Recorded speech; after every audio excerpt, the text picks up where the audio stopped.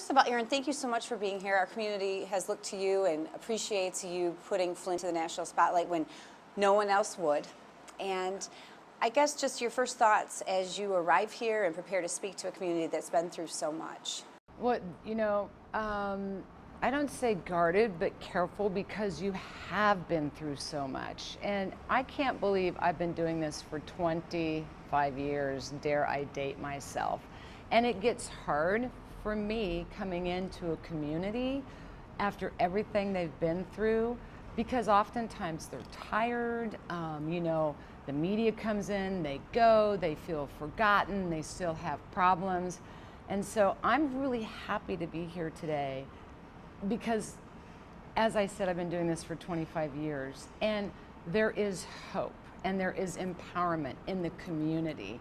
And so to be here today and share with them that how they will get through it, and it's okay to get tired and take moments for self-renewal, and then you get back at it again. Those are kind of the things that I'll be sharing today. And so when I come into communities after everything you've been through, sometimes it hurts my heart too, because I feel and I understand the pain of what they've gone through. So I'm glad to be here, but when I say guarded, it's not a bad way. It's like, ooh, I want to be careful and hug everyone because it's been tough.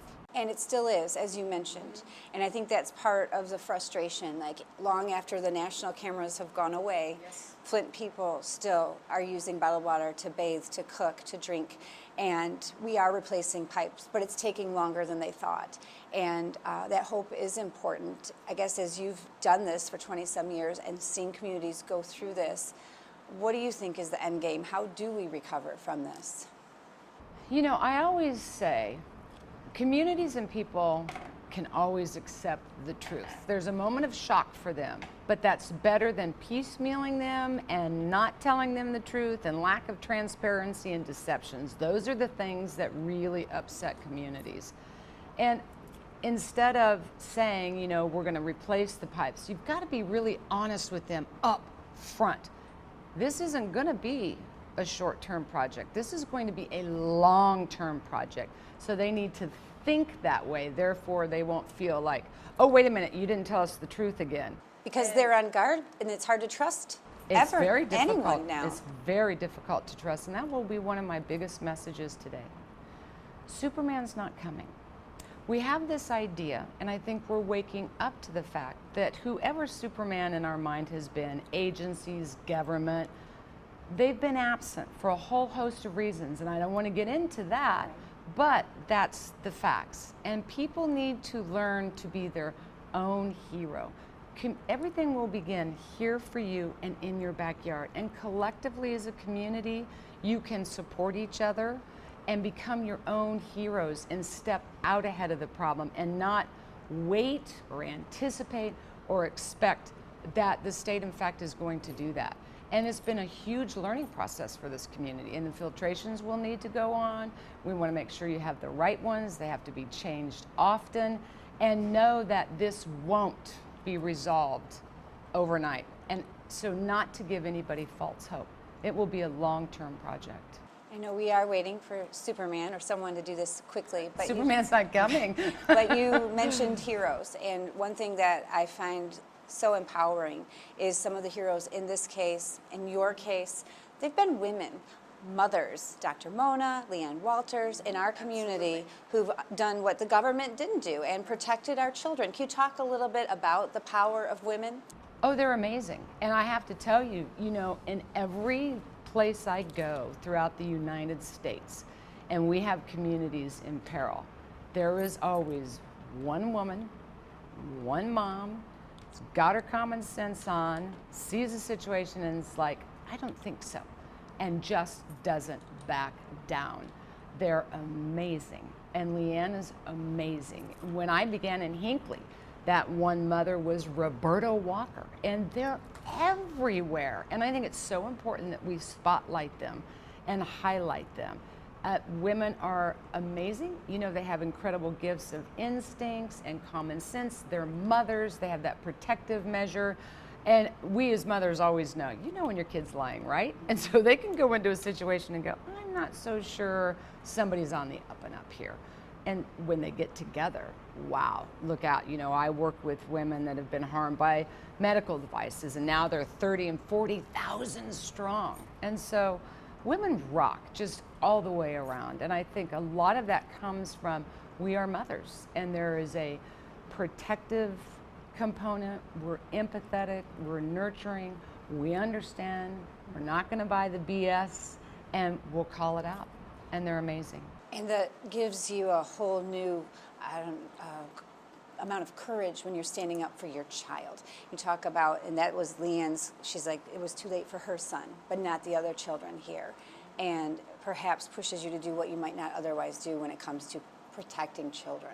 Absolutely. You know, when we work outside of ourselves, when I did that in Hinckley, that was the most empowering moment in my life. And it is for all of us, and we forget that. And it is about giving. You know, people would always ask, you know, what's your favorite movie? And I'd say, what, Erin Brockovich is a joke, you know, ha ha, you would expect me to say that. But one of my favorite movies of all time is Pay It Forward. And we forget that when we give, we get so much more back, and that becomes this empowering moment. And that's beautiful that Leanne did that and other people do. And you know, I see this with military mothers, and they've lost a child, but they never forget to reach their hand out to somebody else who has suffered the same plight. And we're talking to women today about helping at the YWCA victims of domestic abuse, sexual abuse. Sometimes these women, of all women, have lost that courage and lost that confidence. What can you say to some of the women going through that to help them find that power within? You know, it's a reflective moment, and we oftentimes, you know, we have to look inside of ourselves. And sometimes we stand in our own way, and we have to get out of our own way. And you've got to believe in yourself and believe in your choices and decisions and stand behind them. And I think oftentimes we don't because we're afraid we're going to be alone. You're never going to be alone. And once you discover the power of yourself, and then you move forward in life and in relationships that are better for you. I think that we all go through it. I'm very vulnerable myself. We can all have sad moments and insecurities and fear. I definitely felt that. And not to let those get in our way. It takes time. It's a process. But most importantly, don't be afraid of it. And we'll just want to think that this isn't going to happen, or we're afraid that this won't happen, and therefore we ignore something over here.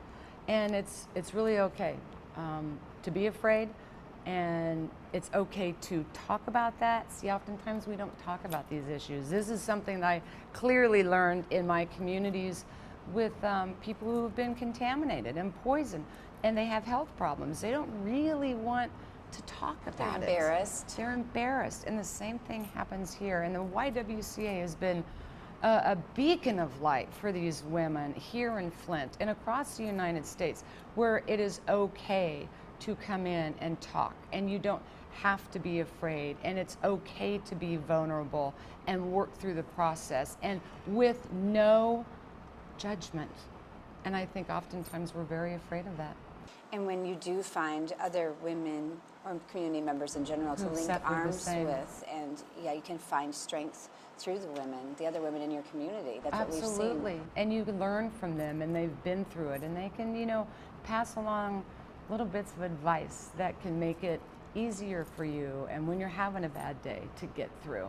And so, you know, sometimes I look and I think we've come really so far as women, and then sometimes you really see maybe not so yet. There's still some suppression and things that go on, and we haven't shot through that glass ceiling as sometimes maybe we think that we have.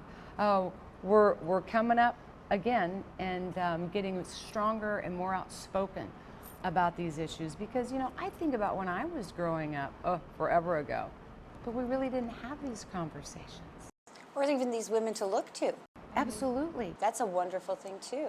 It really is. And so I couldn't say enough about YWCA and the great things they do, and for the women there. And I want for the women that go there, I want them to really hear what courage it took for them to come here and to remove themselves from a situation. And that I want them to feel really good about and be empowered by, because they can be in charge of their own life. And it is okay to speak up and speak out. And it's wonderful to have the support of the YWCA and the community of Flint as a whole. You've been a fascinating community, and I want you to know that, from everything that happened with the water to the YWCA to addressing the issues. And while we think things will always trickle down from the top, that's just not the way it's going to go. Everywhere I go, it starts with you and in your own backyard and in your community. We've moved away from our communities and our neighbors, and we're coming home again. And that's where you'll find strength. Why do you personally continue to fight this fight, Erin? I mean, you've done it. You've helped to lend your voice to so many. You could just go off and retire, enjoy your grandchildren. Why is this still personally important to you? Because it still goes on, and I am a grandmother now. I was a part of a documentary called Baby Boomers, and they called and asked me to be in that. And I'm like, well, I think you've called the wrong person. I'm not a baby boomer. Wait a minute. Hold on. Wait, maybe I am. Wow, time went by really fast. But they asked a question that just kind of really socked me in the gut. And that question was, what will be your legacy? And I look at my grandchildren's eyes and I see this still going on. And if I don't continue the fight, the legacy we leave for them isn't so bright. So it's kind of just in my bones. I care about people. It comes from my upbringing. The greatest gifts we have aren't our house and cars and what we have in the bank. The greatest gifts we have are the character of who we are inside and the value of our family and our health and our environment. It's kind of in my bones. Yeah. I think I'll do it till I die. Do you believe Flint can recover? I know Flint can recover. I know it. And the strength of the community and the people here, and being able to, we just need agencies to be forthwith and honest. And if it's going to be a 5-year deal, tell us it's a 5-year deal. Don't tell us a 1-year deal so we can plan accordingly. But yes, there is no reason why Flint can't recover from this. I think you're on that road to healing, and it was, you are a model example for all of us in America on what to do and how to stay together and how to act in the course of a disaster. And long after the lights are gone, because the media always goes away, That's right. you will still have each other and your family, and you will continue to fight for the right for clean water. And you will get there. Because it's a tough city. It's scrappers. Yes, we are. Way to go. Anything you'd like to say to our community as we go through this? I think that Midwesterners are really strong. And it's just really nice to be a part of watching this community and the strength that they've had. I mean, and it's a scary situation. And a lot of people could have bailed. Not everybody can bail. But most of you have stayed together. And Dr. Mona and the hospital and the University of Virginia, and coming in here and doing the testing and working with the people, and Leanne. I'm really proud of you. And I think a lot of people in America are. And so you've become ground zero, if you will. Hinckley taught us that pollution happens in water, which we didn't always want to talk about. Flint taught us that it happens here as well, and that agencies aren't always there. They don't always have your back. And out of fear or greed, somebody does the wrong thing. I think that's what was scariest to me as a journalist, when the state and the city, they were saying the water is safe, and then we went through and we tested the water by the state and city and federal standards, and it was, but they weren't testing for everything that we should be. So that's the other thing. What should we be testing for? And some states have different standards than other states, and how do we make sure the water is safe for everyone? Oh, well, that's an excellent question. I mean, first of all, there's so many chemicals that can or can't get into our water. I mean, one thing that we do share with communities is your water company And I'm sure here, everybody, even we are a little sketchy sometimes, should be providing you water quality reports. And we always let people know, if you don't understand what they mean, you send them to us. I just went through about 900 of them, and we got back to everybody to let them know what is in their water and what it means.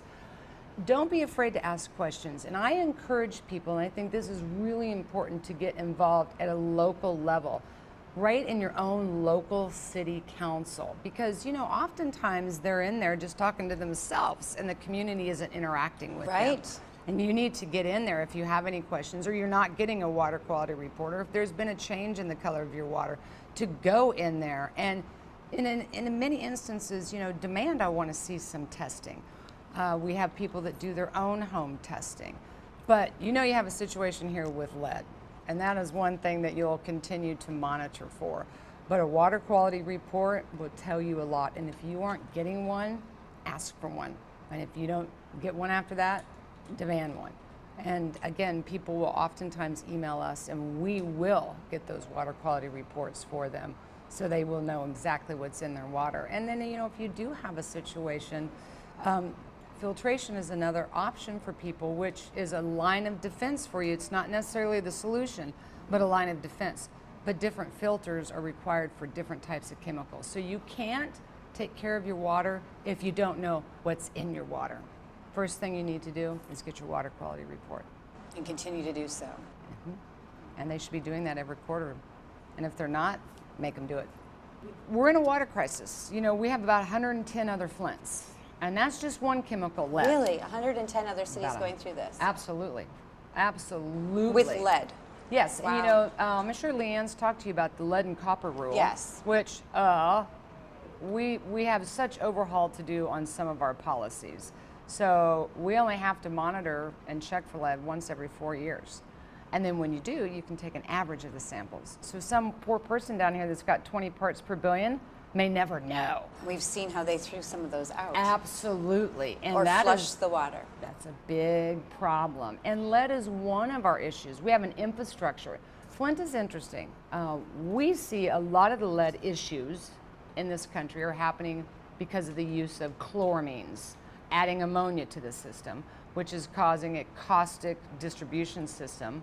And we have so many lead pipes in this country that it's leaching out all the iron, the manganese, and the lead, and it's being delivered to the tap. Flint was a situation where you switched river waters, and you can't just willy-nilly do that. Hence, you ended up with a corrosive distribution system and all of that leaching out. So we have about a $20 trillion issue here in this country with all these lead lines we're going to have to get rid of. That's going to be a long haul and a very expensive project. Our pipes were written on index cards at our city hall, as far as, I mean. Yeah, and this is where it's going to take whatever federal oversight, state, local, and the people. And this is where I say, in your own backyard, just imagine if every one of us worked at federal, state, local to change the infrastructure within our community, and you lit them up across the United States, we could probably make some progress. But everything gets held up, and what bothers me more than anything is politicizing water. It's a human right. It doesn't matter if you're Republican or Democrat, rich or poor, no matter your race. This is everybody's issue, and I think we all need to get busy together, federal, state, local, and people. This is America, 2016. Our infrastructures are failing, and we're delivering polluted water everywhere. That's unacceptable, and we need to make that a priority, and I'd like to see our government do just that.